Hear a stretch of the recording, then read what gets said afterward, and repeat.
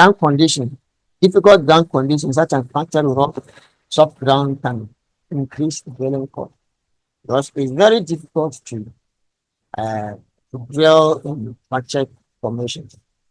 The reason is when you are drilling through a fractured formation, the chances of hole depletion is very high because the drilling rod or the drill bit is operating under high pressure or high thrust. Okay, so within the ground, it is always looking for the softer areas to penetrate. So in case the drill it come across a fracture, it will be uh, it will make it easier for it to take the direction of the fracture because within that hole, all the sides of the hole will be softer, will be harder. Just only the area of the fracture will be soft. So the drill bit will deviate, will tend to deviate toward the soft areas. Because under high pressure and under high thrust, the drill bit will take to look for areas of soft condition. And the fractured area will be an area of soft condition. So you end up getting a deviation. So that is it also affects the drilling process. And sometimes when you find it out, you will need to record or correct the program. So you can. So difficult ground conditions outside the rock can increase the drilling cost. Okay. Then the drilling contract time, the terms of the drilling contract time significantly impact the cost.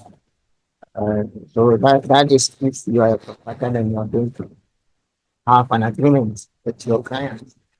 You need to have a very good bargaining power for that. Because you can end up doing a project, then you run out a lot if you don't do your calculations well.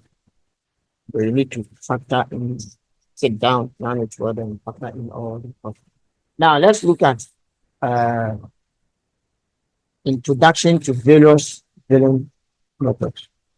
The various drilling methods, we're going to look at the drilling methods. Let's introduce ourselves to it, and we are good to go. The general principles of drilling. Cutting or grinding. We normally using a drill bit to break up the rock. So I'm giving you some terminologies and meaning. Okay. So when we say we are cutting or we are grinding, that is when we are using the drill bit cut the rock formation. So the drill bit is having direct contact with the rock formation.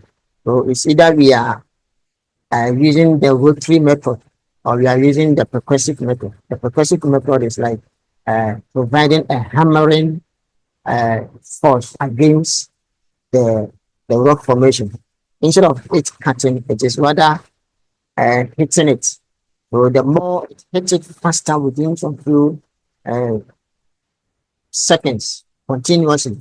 So that continuous hitting actually cause the formation to break and it penetrates through. So it end up being grounded.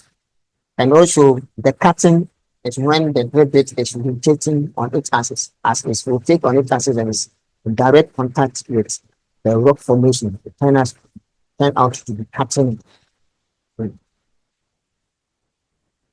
And cuttings removal. So those debris or those cuttings that has been made within the hole, they need to be removed from the hole, okay, to the surface. So until you remove it, the drill bit will, instead of having direct contact with the rock to cut no to remove no cuttings, it will still be repeating itself against the old cuttings if those cuttings are still in the hole.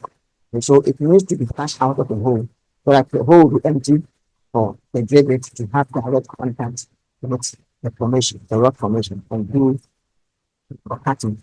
So with this, it actually increase penetration.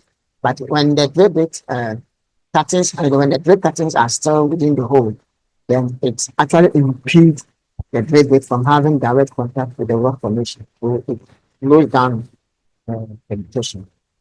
So hole stabilization, maintaining the integrity of the hole, of the drill hole to prevent collapse. Uh, Most of the time when you are drilling, it will become, it is easier for the hole to collapse. That is uh, from the surface. If surface, the whole neck, the whole neck uh, should be stabilized. So that's why we do coloring, provide some stability on the whole neck, so that breaking materials from the surface don't end up falling into the hole. So it provides some stability on the whole neck to prevent foreign materials from falling into the learning places. Cooling and lubrication. So cooling the draperies, lubricating the drill string. So with this one, we use the crushing medium. Most of the time, you can use water or can also use foam or mud. So this crushing medium helps to remove the cuttings from the hole, and at the same time also cools the it cools the rivet. So whilst it's cooling the rivet, it's also lubricating the rivet and also the drill string at the same time. And why do we have to lubricate the drill string? For preventing from stacking into the hole? Because when you leave the drill cuttings inside the hole, it can end up corking the drill bit and the drill string or the drill rod. When it corks like that, it becomes very difficult to remove or even for the drilling to continue. So lubricate it so that it will have the free movement to spin around and also continue with the drilling. Weight on bait. Weight on bait refers to the downward pressure which is applied to the drill bit to increase penetration rate. Okay, so that thrust force given to the drill bit to increase its penetration rate is what we call the weight on bait.